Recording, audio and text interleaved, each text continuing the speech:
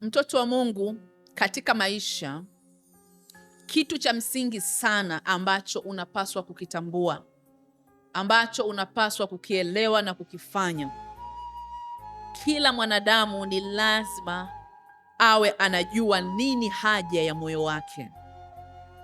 Unapotembea, unapoishi katika dunia, ni muhimu sana kujua nini haja ya moyo wako.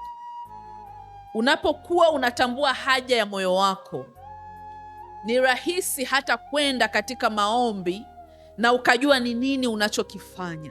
Ni sawasawa ukutane na mtu yupo kwenye interview, watu wengi wamejaa pale, wanaomba kazi, alafu uulizwe ya kwamba unahitaji nini kwenye umati wa watu, halafu ukae uanze kujifikiria, hivi nataka nini? Hivi niko hapa kwa ajili ya nini? Hivi kuna nini? Yaani moja kwa moja unaonekana kwanza kabisa hujielewi. Pili, unaonekana position ambayo inagombaniwa haikufai.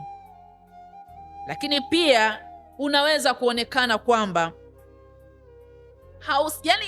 yani watu watakudefine kwa vitu, kwa mtazamo wako, kwa vile ulivyo, na wanaweza wakaona kama nati kidogo zimefanyaje, zimelegea, kwa sababu upo kwenye sehemu ambayo ni competition, watu mko wengi, lakini hujui nini ambacho unakitaka, yani hujui haja ya moyo wako ni nini.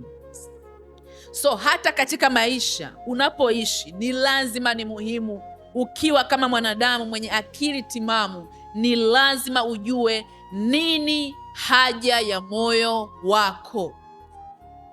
Itakusaidia kujua haja ya moyo wangu mimi ni kuwa mfanyabiashara.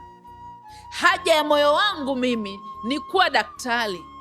Haja ya moyo wangu mimi ni kuwa mwanamuziki.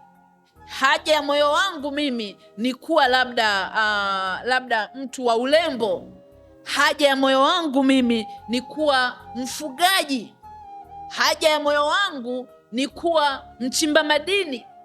Haja ya moyo wangu ni kuwa mfugaji wa samaki.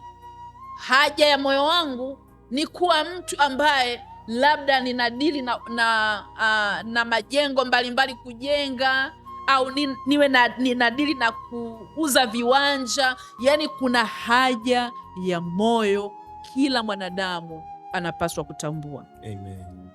Na Mungu yupo kwa ajili ya kuangalia haja ya moyo wako, lakini zaidi sana yupo alisikie neno ili aweze kulitimiza. Oh yes.